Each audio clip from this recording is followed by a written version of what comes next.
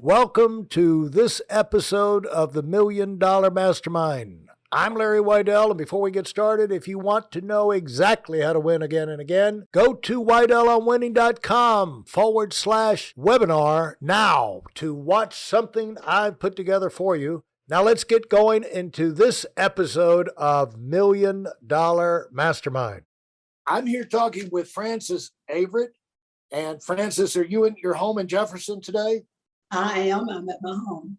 And Jefferson, Georgia. And Frances has been sharing a lot of her secrets, her game plans, her methods, her insights, and allowed her to go through one of the most dramatic transformations I think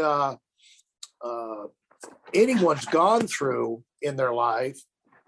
From a mother of 5, from 3 to 18 years old, the wife of a farmer and entrepreneur in Georgia, to where all of a sudden she had to, he became disabled and she had to take over running the whole operation, and as well as raising the kids, and wound up shifting gears and wound up getting into another business and took the basics and the fundamentals and the approach that she learned about being successful in other areas, up to that point in her life, applied it to financial services, and has built a organization that expands all over North America, United States, Canada, everywhere really, and still growing fast, as well as her family now has gone from 5 kids to a total of grandkids and great grandkids and this, that, and the other. 20, you say 27? 27. Yeah. Unbelievable. And fairly, life did not get simpler for you, Frances. We'll say that. I'll tell you what, I made it simpler, Larry, by buying that 600 acres and having about 20 miles of roads that they could ride on and be free. And that big lake, and they could fish and hunt and hike and have, live without technology for days and still enjoy life. That made my life a lot easier, because those grandchildren, the whole family just loves that idea, that place, that reality. Let's just talk for a minute. We talk about doing it and everything, but let's talk about the fun part, the payoff, the things that you have enjoyed, experienced, people you've met, places you've been, how rich your life is now, and how that's been able to go, just like the 600-acre farm is one big thing that you could do, and that for the whole family can enjoy that and benefit from it. But talk about how the payoffs of all this stuff. We talk about the work, but the impact you can make. A lot of people are afraid of big. Like you said, they can't see beyond where they are now. But unless you get off your butt and see beyond where you are now, you're going to shortchange the impact you can have in your life. And so those of y'all listening to this, you got to challenge yourself in a way that you would not allow anybody else to challenge you, and say, am I just cruising here? Or am I kidding myself? Or, am I doing, the things, pursuing the things that I got an interest in, that I think could be great? And am I going after something great? Because if you're not going after something great, you're not going to do anything great. And you could be keeping a lid on the potential of the impact you can make in your life, and the enjoyment you can have in life, fulfillment you can have in your life, the quality you can have in your life. You just don't have those things happen by being a little mouse, hanging inside, watching television all the time, be afraid to open your mouth, be afraid to try something new. You got to get out of yourself. And so, I don't have to tell you to do that. You know how to do that. Meet people, go things, listen to this, that, and the other. And so talk about how your life is expanded in 400 different directions. Well, as you're talking, as my mind's going a mile a minute, and one of the things that comes to my mind quickly was that while Lee was still alive and was able to do that, we were able to travel around the world. We went to Europe 2 or 3 times. We were able to go to Hawaii a number of times. That was one of our favorite spots, and then since then, of course, I've traveled to every major city in the United States and Canada and gotten to know those cities as if I lived there because I'm building businesses there. I know the country, I know the cities as being a part of it, which changes things. If you're just always the tourist, it's a little different experience than if you have a chance to spend a lot of time in Dana Point, California, or in the northern part of that city, or up in the northern part of the northeastern cities like New York. I was able to go do all of my shopping for my clothes in New York at a very special place and have a special person that would shop for me during the different seasons. Those were just, a reward for myself that was, as a woman, was extremely exciting. And, I could go with my friends to Europe later and spend 2 weeks traveling all over Italy and living in a villa in Tuscany and, seeing that country from at that particular point. I was able to, take my children on incredible trips and get them to spend time with them individually. I got to know my grandchildren as individuals. They're not like 15 people that are a group. Every one of them have uniquenesses, and they know their grandmother and I know them, and we like to talk about the future. I've had a chance because of my experiences to share that with them. And, one of my granddaughters just graduated from college this past June and spent the summer out in Montana at a big ranch working. And she just came back last week and was telling me about, those are things that so many people miss because they stay little in their thinking. And, if you're thinking as little, your children will have little thinking. So I wanted to be the one that expanded the vision. And I did that. And I love to shop. And I tell people, say, well, they don't care about shopping. I said, that's because you don't know where to shop. It's fun to go and, if you like jewelry or if you like fine things, nice stuff. I know you enjoy art. And, you and I've spent some time in Europe together, and I've noticed how it changes the way you look at the world when you have an open mind and a vision to get things done. But you know what, Larry, I couldn't have done that if I hadn't worked hard. I had to keep a heavy schedule. I had to make sure the kids were okay. I had to work when I didn't feel like working. And just like you were talking about earlier on, it didn't matter if I felt like it. What mattered is what would the results be if I didn't do it. And those things can come to, I drive in the kind of cars that you want to drive. I've always loved Jaguars, and I drive the best. And now I'm into Land Rovers, and I do crazy stuff. Like I have a French poodle that's a standard poodle, and she's my diabetic companion. And I bought a Land Rover so she would have a comfortable place to ride to the farm. It changes the way you look at the world, and it's big. My motto has been build it big, build it fast, and build it to last. Hey, listen, there's a lot of information online, but there aren't a lot of people who have actually done something. In my case, I've actually built a successful business that's accrued over $5 billion in assets under management and has done well even during trying times. Now, if you want to know exactly how I've done this, go to whiteelmwinning.com/webinar now. I've compressed a decade of learning into 5 short weeks just for those of you who want to give yourself an incredible advantage and are tired of waiting and watching others move up. How did you talked about when you came in, how did you look at the future, the possibilities?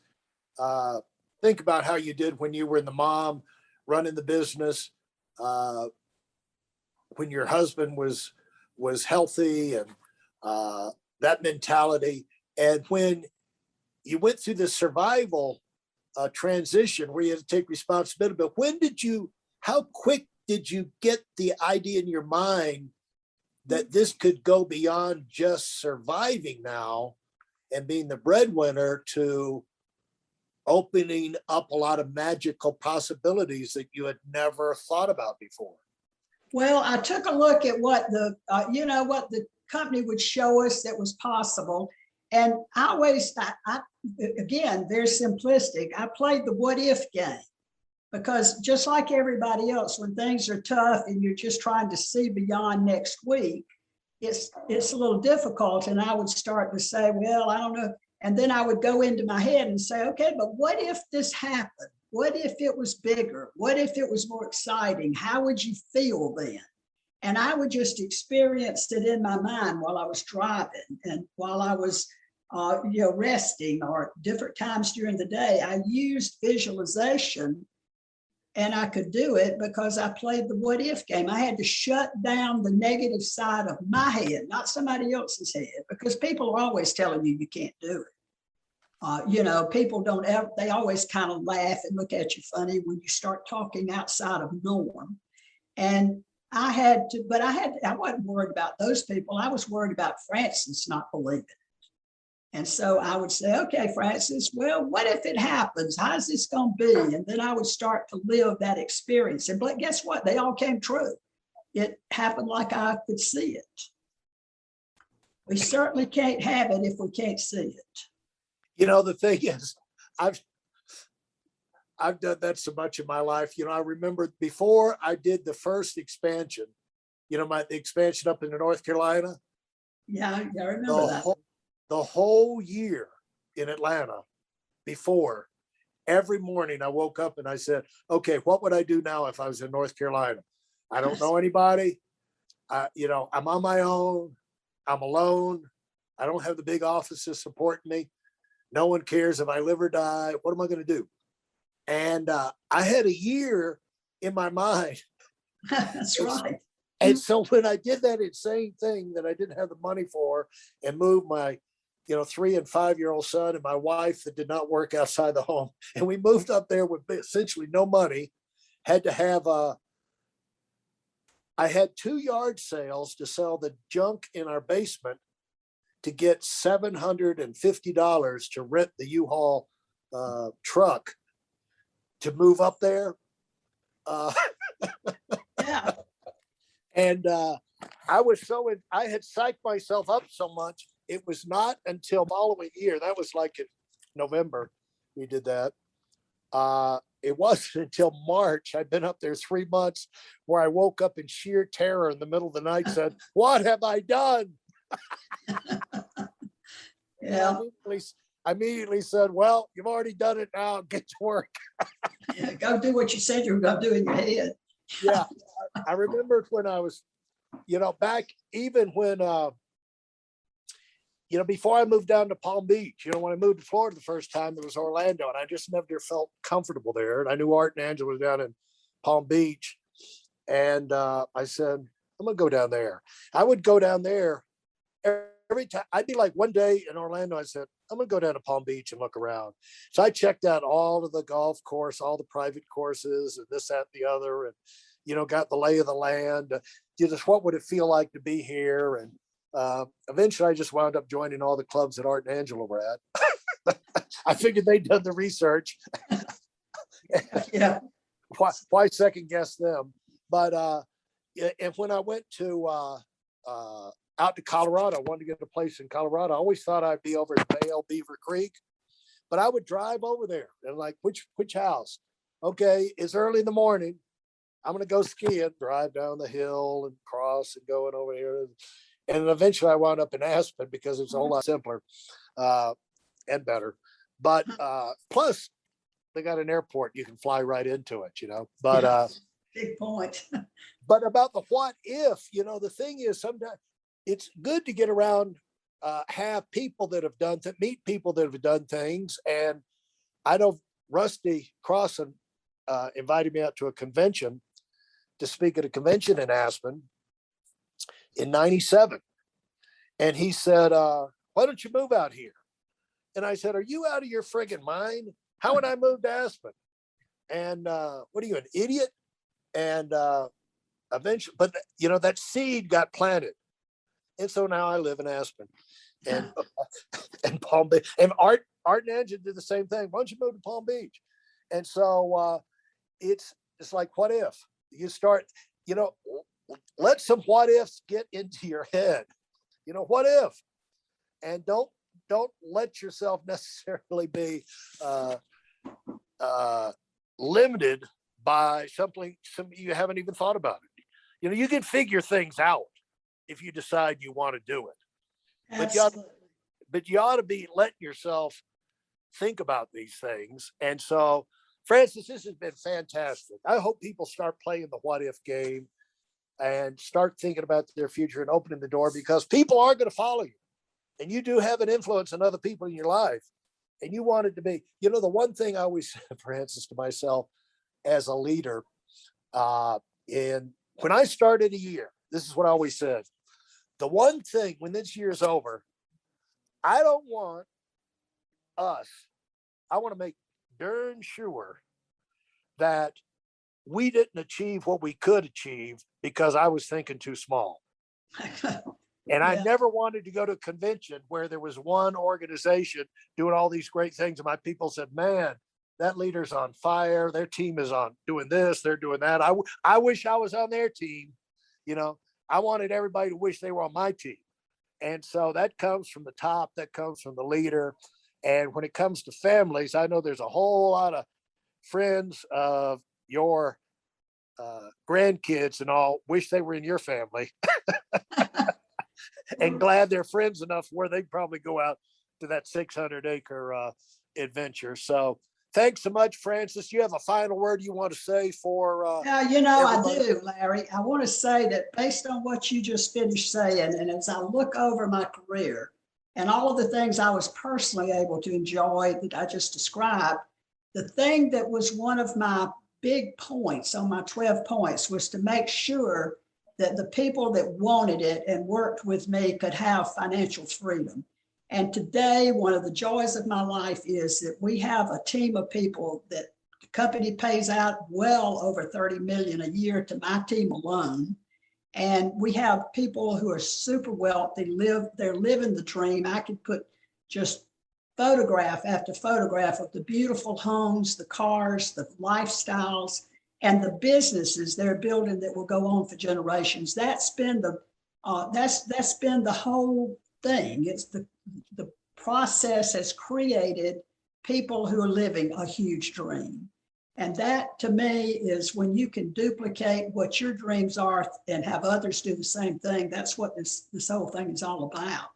So that, the joy of seeing the success of so many of the people I've worked with, even this, even down to the clients. It's right.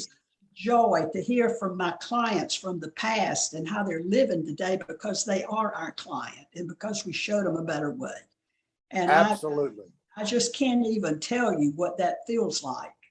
I can tell you because you know what it feels like. It is and so when you're working to grow a business, make sure that what's going to end up at the end of the day is going to be as good for the people that are your customers, your retail customers, your wholesale customers, your recruits and your team. And it's just, and people are going to do what they want to do.